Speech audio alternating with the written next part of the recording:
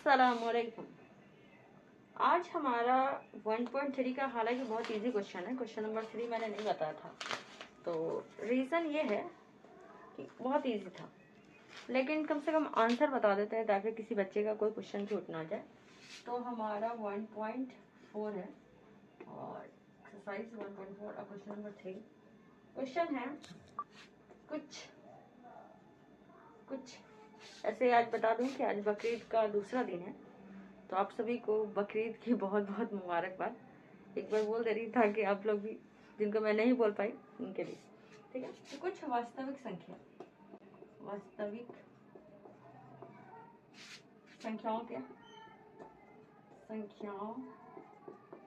के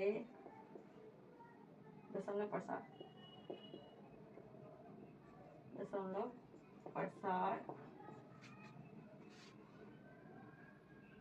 नीचे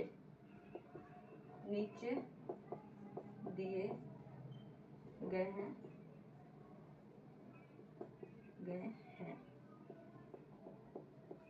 प्रत्येक स्थिति के लिए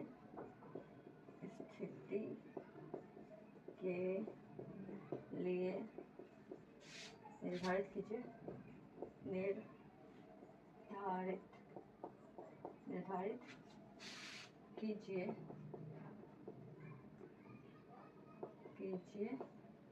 कि यह संख्या है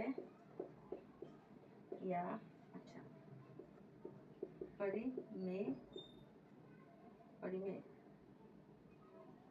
संख्या है या नहीं।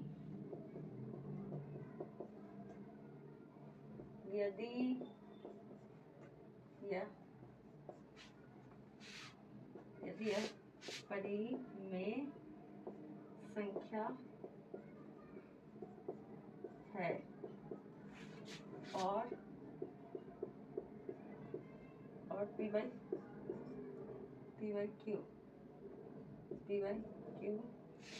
के रूप की है, तो Q के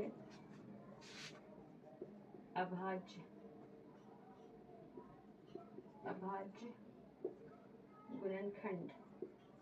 गुणनखंडों के बारे में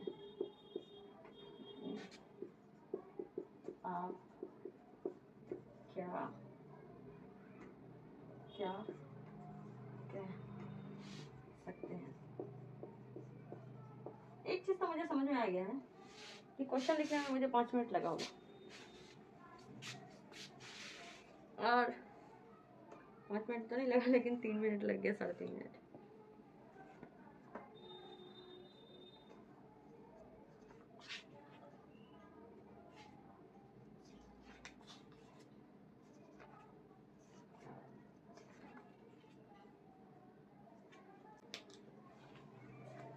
एनसीईआरटी में एक चीज कॉमन रहता है, क्वेश्चन बहुत लेंदी लिखता है। जैसे ये है, कुछ वास्तविक संख्याओं के दशमलव प्रसार नीचे दर्शाए गए, प्रत्येक स्थिति के लिए निर्धारित कीजिए कि क्या यह परिमेय संख्या है या नहीं है। अगर यदि परिमेय संख्या है तो P by Q के रूप का है, तो निर्धारित कीजिए या लिखिए। और Q के अभाज्य गुणनखंड के बारे में क्या बता सकते हैं। हमें ये भी बताना है कि Q का जो अभाज्य गुणनखंड होगा वो क्या होगा।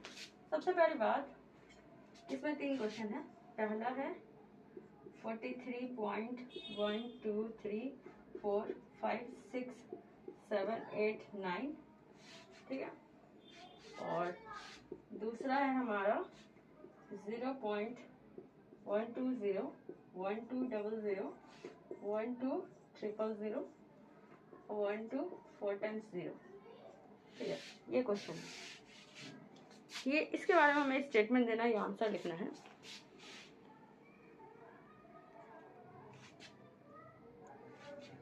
तो एक चीज याद रखें, इस तरह का क्वेश्चन का एक फॉर्मूला होता है समझने के लिए कि ये परिमेय संख्या है या नहीं है।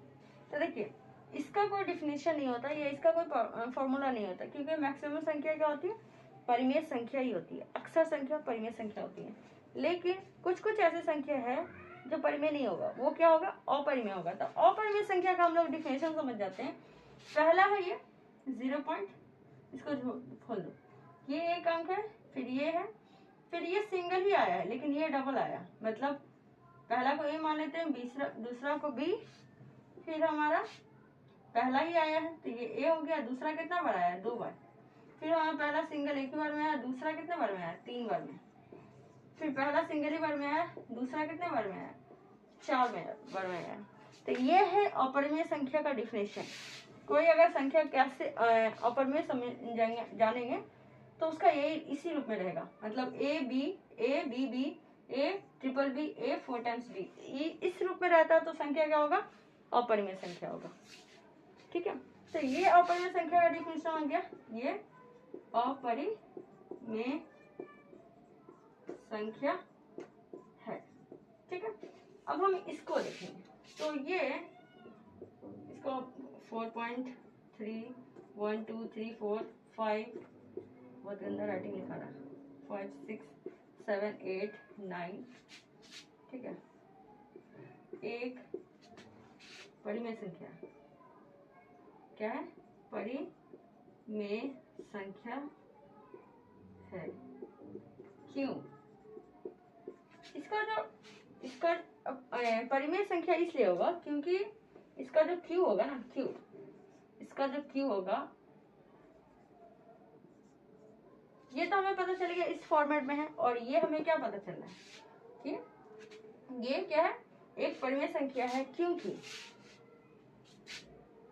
इसका जो नीचे वाला पार्ट होगा ना, क्यों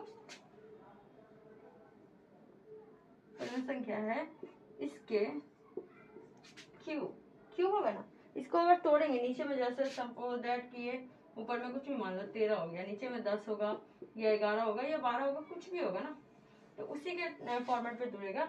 ये एक क्या परिमेय संख्या है, इसके क्यू के अभाज्य गुणनखंड में जो भी संख्या परिमेय संख्या होगी उसका अभाज्य गुणनखंड में एक चीज होगा, इसके अभाज्य गुणनखंड में क्या होगा, 5 पे पावर n और 2 पे पावर m होगा। इसका एक ही सिंपल सा आंसर है, और इसमें ये पहला क्वेश्चन है, ये दूसरा है, और तीसरा भी सेम यही चीज है, और तीसरा में सेम ही स्टेटमेंट आएगा, हालांकि वैल्यू भी सेम है, बस इसमें रेकरिंग नहीं है।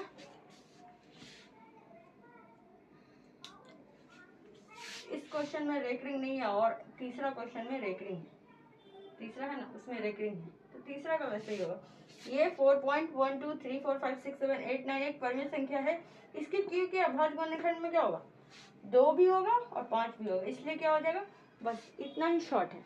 और इसको जो लिखने में लगा, क्वेश्चन ही लेंदी है, क्वेश्चन को लिखने में लगा, इसीलिए मैंने लास्ट डे नहीं बताया था। लेकिन एक चीज़ है, ये थोड़ा सा भी समझना ना जरूरी है, ताकि अगर आप समझ लेते हैं तो आपका ना एग्जाम में कॉन्सेप्ट क्लियर होगा। ताकि वीडियो को लाइक कर लीजिए, हम मिलते हैं नेक्स्ट वीडियो में, बाय बाय।